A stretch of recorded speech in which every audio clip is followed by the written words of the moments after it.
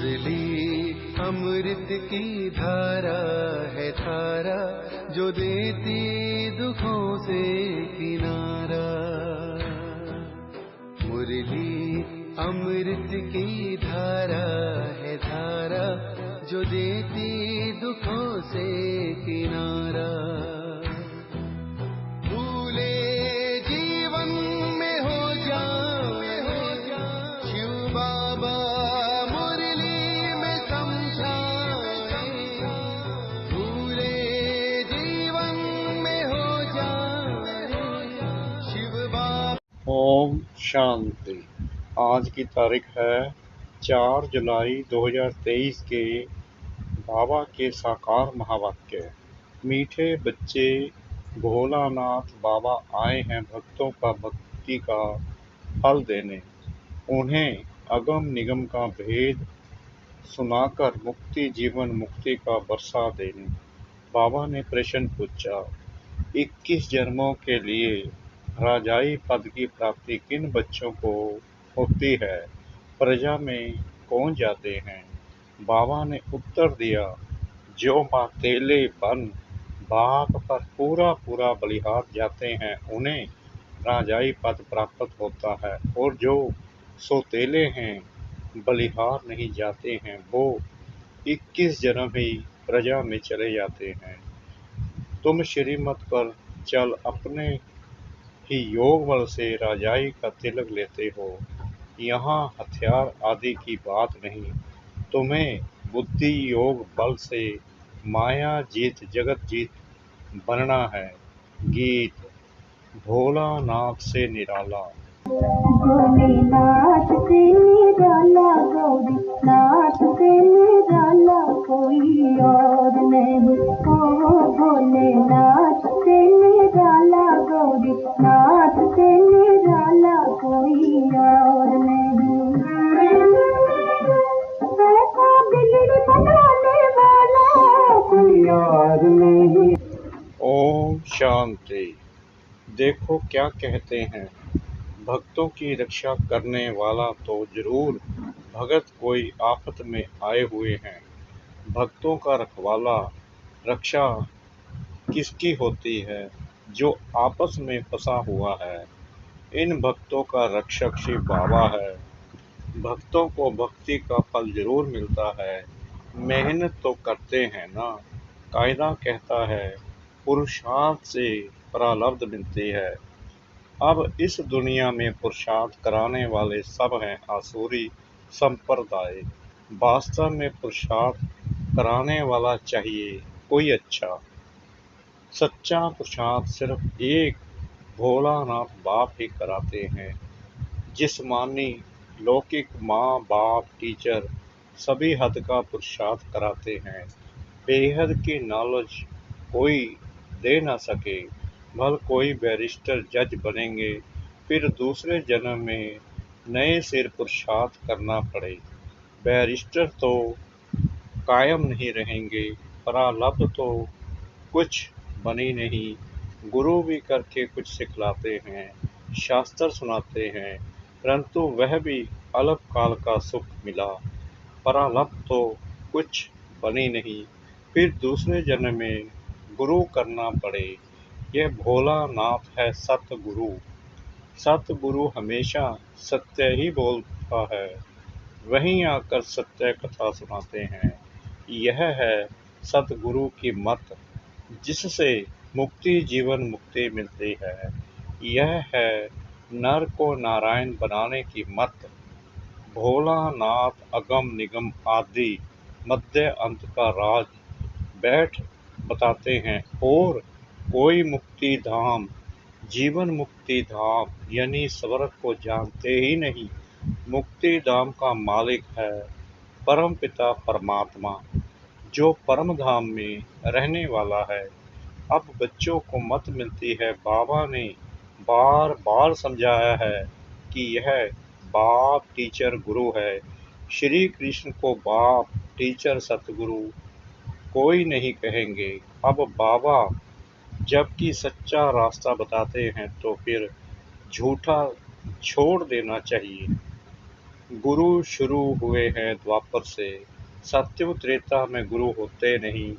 माता गुरु ने ज्ञान अमृत पिलाए, स्वर्ग बनाया फिर वहाँ गुरु की दरकार नहीं। अब देखो तुम बच्चों को कितनी अच्छी मत देता हूँ।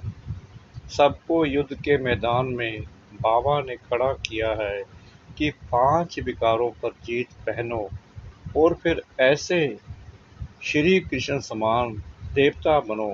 हम जानते हैं यह श्री कृष्ण माया जीत बन जगत जीत अर्थात जगत का प्रिंस बना। श्री कृष्ण का चित्र हाथ में उठाए समझाना, तुम बच्चियां जानती हो कि हम युद्ध के मैदान पर हैं। माया जीत जगत जीत बनना है। जैसे श्री कृष्ण जो फिर श्री नारायण बना, फिर उनके साथ और भी सारी राजधानी थी, तो वह सब जरूर युद्ध के मैदान में होंगे, जो माया पर जीत पाते होंगे। 5000 वर्ष पहले यह श्री कृष्ण भी अपने अंतिम जन्म में युद्ध के मैदान में थे, वैसे अब यह भी युद्ध के मैदान में हैं। तुम भी युद्ध के मैदान में हो। 5 विकारों पर जीत पाकर तुमको यह बनना है। इसको कहा जाता है नारायणी नशा। माया जीत जगत जीत बनना है। कितनी सहज बात है।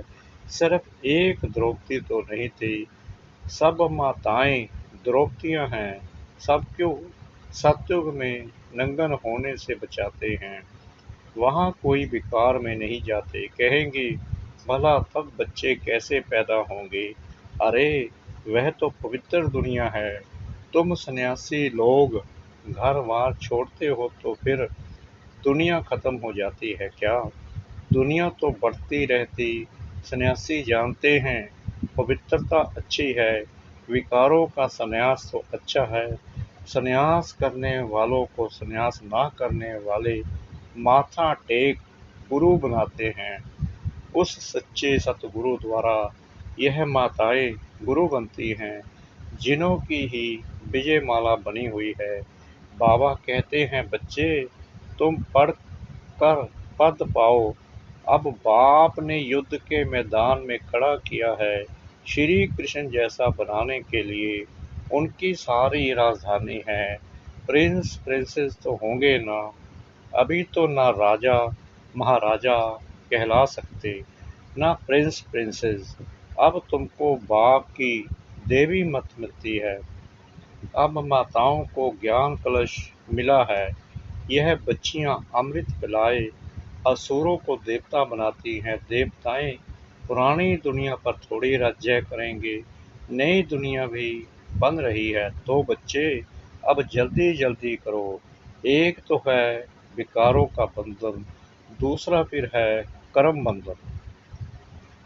उनसे छूटने लिए श्रीमत पर चलना पड़े।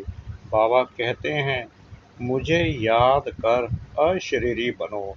ऐसे नहीं कि आत्मा परमात्मा में मिल एक हो जाती है।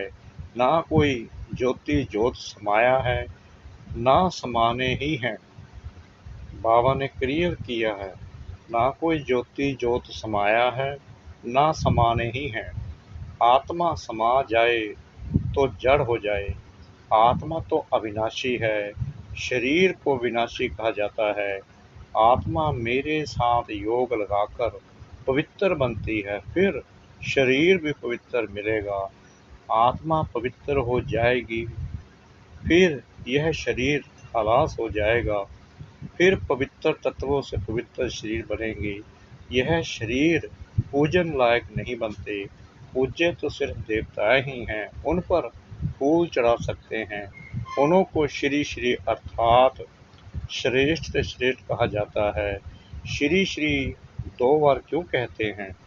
क्योंकि सूर्यवंशी लक्ष्मी नारायण हैं। ऊंच से ऊंच उनकी आत्मा और शरीर दोनों पवित्र हैं। उन्हों को 16 कला संपूर्ण कहेंगे। चंद्रवंशी हैं। 14 कला तो चंद्रवंशी को सिर्फ श्री कहेंगे। लक्ष्मी नारायण को ऊंच टाइटल मिलता है, श्री श्री लक्ष्मी। श्री श्री नारायण वह है महाराजा महारानी और राम सीता है राजा रानी। नंबर वार जो जैसा बनता है उनको ऐसा टाइटल मिलता है। यहाँ भी महाराजाएं और राजाएं हैं। बड़े को महाराजा कहा जाता है। राजाएं महाराजाओं के आगे सिर झुकाएंगे। महाराजा पहले हैं, राजा पीछे हैं। तो अब श्रीमत पर चलना है। श्री श्री जगत गुरु रुद्रमाला है ना। जगत का मालिक भी वह है, टीचर भी वह है, तो गुरु भी वह है। ऐसे बाबा को याद करना पड़े। कहते हैं बंधन है कोई छुड़ावे, जैसे तोते का मिसाल। अरे भगवान कहते हैं अब मैं तुमको लेने आया हूँ, तुम सिर्फ उंगली पकड़ो। वह जो कहे सो करो। पवित्र तो जरूर बनना पड़े। इस कब्रिस्तान को क्या याद करना है।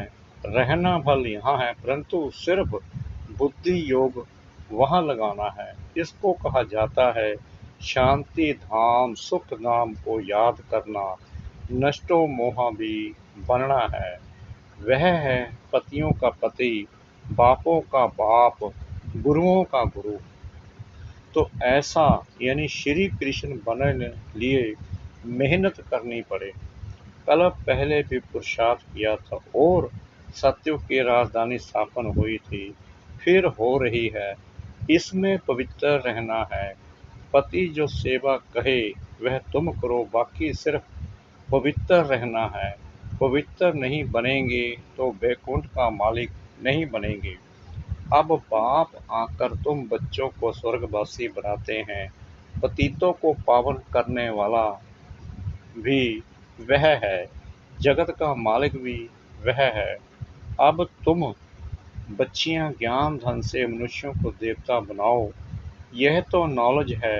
बुद्धि में कितनी रोशनी आ गई है और कोई को यह नॉलेज नहीं। सब दर दर धक्के खाते रहते हैं।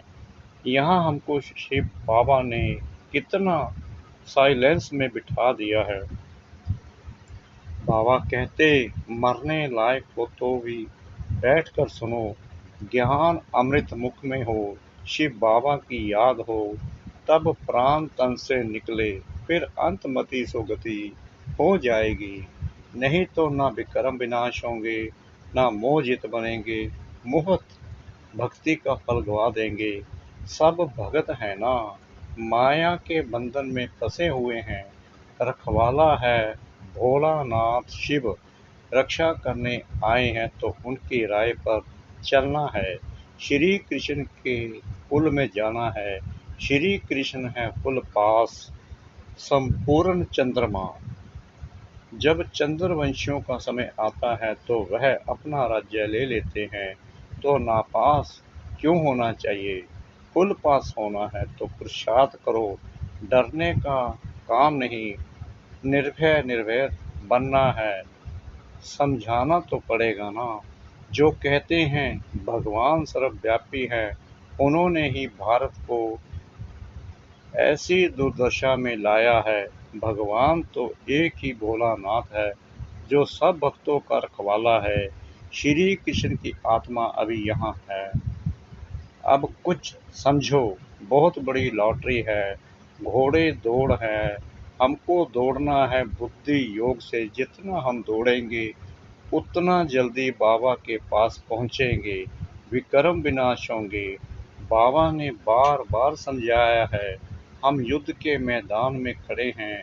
मनुष्य कहेंगे हथियार आदि कहाँ है, जो सारी सृष्टि पर विजय पाएंगे। बाबा ने एक्ट कर दिखाई। हम बुद्धि योग बल से माया जीत, जगत जीत बन रहे हैं। हम निष्ठा में बैठे हैं, अर्थात शिव बाबा की याद में है। बुद्धि वहाँ लटकी हुई है। पतियों के पति ने कहा है पतिव्रता बनना, और कोई को याद नहीं करना। योग लगाते लगाते परिपक्व अवस्था को पाना है। कन्या भी पति को याद करती है ना। वह तो है देहधारी, परमात्मा तो अशरीरी है। उनको बुद्धि से ही याद कर सकते हैं। देह अभिमान तोड़ देही अभिमानी बन जाएंगे। बुद्धि में चक्कर तो फिरता रहता है। हम अपने स्वर्ग धाम जरूर पधारेंगे। सूर्यवंशी, चंद्रवंशी, फिर वैश्य, शूद्रवंशी बनेंगे, फिर बाबा आकर शूद्र से ब्राह्मण बनाएंगे। ऐसे ऐसे अपने से बात करनी है। बच्चे लोग बगीचों में जाकर पढ़ते हैं। तुम भी एकांत में बैठ शिव बाबा को याद करो। हमारा पुराना हिसाब किताब चुकतू होगा, फिर हम राज्य करेंगे। अभी हम युद्ध के मैदान में हैं, फिर हम भारत पर अटल अखंड सुख शांति का राज्य करेंगे। We are at war. हम सब लड़ाई के मैदान पर हैं। यह है सारी योग बल की बात। इनमें तकलीफ तो कोई नहीं, सिर्फ बाबा की श्रीमत पर चलना है, फिर ऑटोमेटिकली राजाई का तिलक लग जाएगा। वरदान मिल जाता है, आयुष्मान भव, पुत्रवान भव। वहाँ धन आदि सब अकीचार रहता है। पहले से साक्षात्कार होता है कि बच्चा आने वाला है। वहाँ मुख का प्यार होता है, विकार की बात ही नहीं है। वह है ही निर्विकारी दुनिया। श्री कृष्ण देखो कितना फर्स्ट क्लास मीठा है। अब ऐसा बनना है। तुमको तो पटरानी बनना है। मीरा तो सिर्फ भजन गाती थी, उनको भगवान थोड़ी मिला। वह तो है ही भक्ति मार्ग। मीरा भी अभी कहाँ न कहाँ है, उसने भी ज्ञान लिया होगा। अगर पक्की भक्ति न होगी, हम भी द्वापर से भक्ति करते आए हैं ना। बुद्धि से समझना है, शिव बाबा मैं आपकी हूँ, आपसे पूरा बरसा लूँगी। मैं आप पर बलिहार जाती हूँ तो बाबा भी 21 बार बलिहार जाएंगे। अगर बलिहार नहीं जाएंगे, सौतेले बनेंगे तो 21 बार प्रजा में आएंगे। बाबा कहते हैं तुम मेरे को याद करो तो हम मदद भी करेंगे।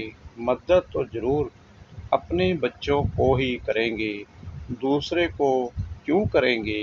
अच्छा, माता पिता बाप दादा का मीठे मीठे सिखलाते बच्चों प्रति याद प्यार और गुड मॉर्निंग। रूहानी बाप की रूहानी बच्चों को नमस्ते।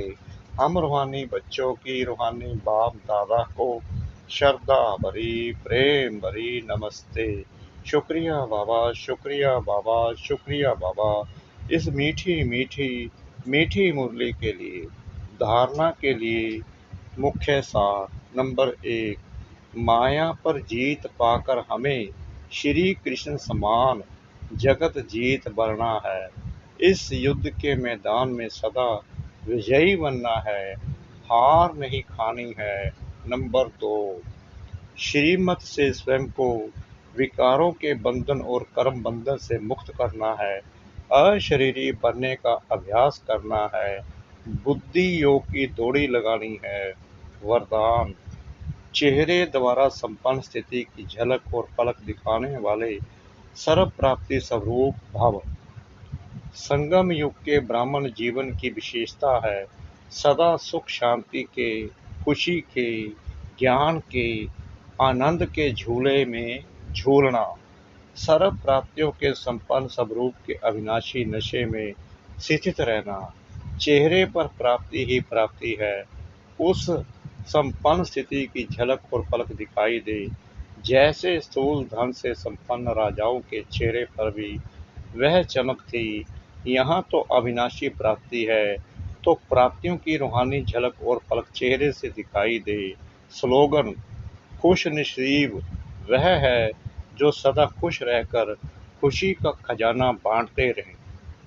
खुश नसीब वह है जो सदा खुश रहकर खुशी का खजाना बांटता रहे।